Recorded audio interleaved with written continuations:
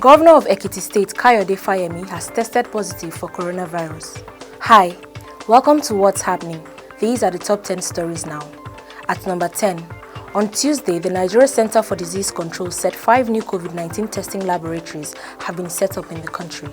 In a statement released by the NCDC, the new centers will be located at Edo Specialist Hospital, Benin, at Bu Teaching Hospital, Bauchi, Rivers Indorama Company Molecular Lab, State Specialist Hospital, Amachara, Abia, and University of Abuja, Gwagwalada GX Lab.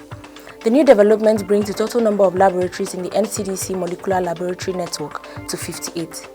At number 9, operatives of the Italian police force have arrested 15 Nigerians and members of the Aye confraternity. In an operation which ended on Tuesday, the members of the gang were also accused of intimidating young girls into prostitution, money laundering, amongst others. The Italian police force released a statement saying the Aye cult, which has roots in Nigeria, also has a series of international contacts in France, Germany, Belgium, Sweden, and other European countries. Officers were deployed to the suspect's hideout after a tip-off by a disgruntled member of the group who was brutalized for violating some of the codes of the cult. 15 of them were arrested, while 4 are still at large.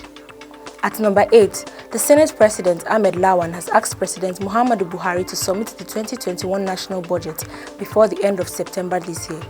He said the presentation of the budget before the end of September would enable the National Assembly to complete necessary works and pass it before the end of December 2020. Lawan also asked the various committee members to engage all the revenue-generating committees very well to ensure that a thorough job is done. At number 7, on Tuesday evening, US President Donald Trump admitted that the COVID-19 pandemic will probably get worse before it gets better. He said this while speaking at a White House news briefing. Trump noted that the cases were rising in the southern and western states of the country, especially Arizona, California, Florida, Georgia, and Texas. The news agency of Nigeria reports that this acknowledgement deviated from the president's recent positive predictions about the pandemic. Trump had downplayed the COVID-19 crisis in the US and even pressured states to reopen the economy. He had also threatened to withdraw funding from higher institutions that refused to resume in-person classes in the impending new academic year.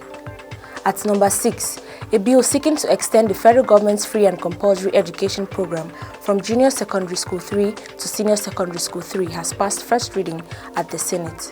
The bill was sponsored by Rochas Okorocha, the representative of Imo West Senatorial District. In a statement by the media office of the senator on Wednesday, the bill, when passed into law, would ensure that Nigerian children are able to access quality education up to senior secondary school level. The federal government's free education policy at the moment only captures those from primary to junior secondary school levels. At number 5, a powerful earthquake estimated to be about 7.8 magnitudes struck the Alaska Peninsula late Tuesday, triggering a tsunami warning that sent residents fleeing to higher grounds.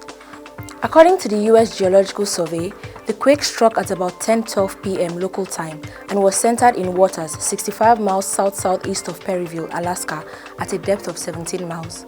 Tsunami warning sirens could be heard blaring in videos posted on social media early on Wednesday as residents heeded warnings to evacuate.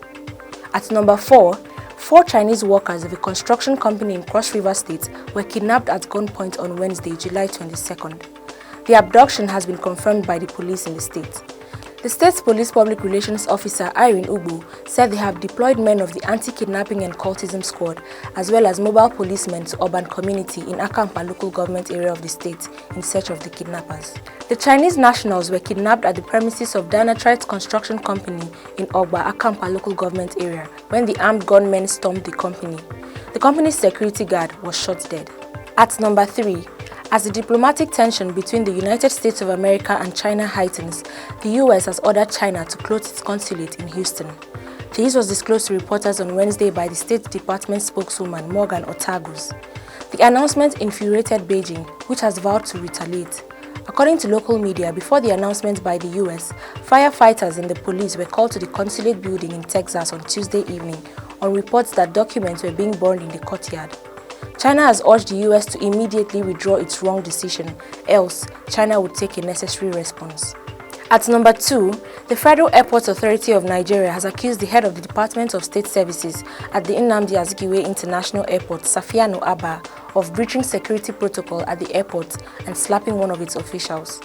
This was contained in a statement released on Wednesday by the Federal Airports Authority of Nigeria. The statement says the DSS boss obstructed the searching of a visitor who had just walked through the metal detector and activated the alarm and slapped an aviation officer who tried to caution him. Finally, at number 1, Governor of Ekiti State, Kayode Fayemi, has tested positive for coronavirus. The governor announced this in a tweet on Wednesday. He added that he would be delegating important duties to his deputy, Adebisi Egbeyemi, but will work routinely from home where he is isolating. Fayemi, the chairman of Nigeria Governors Forum, is the 8th governor to test positive for COVID-19 since the outbreak. Always remember to wear your mask, wash your hands and stay safe. That's all for today. See you next time on What's Happening.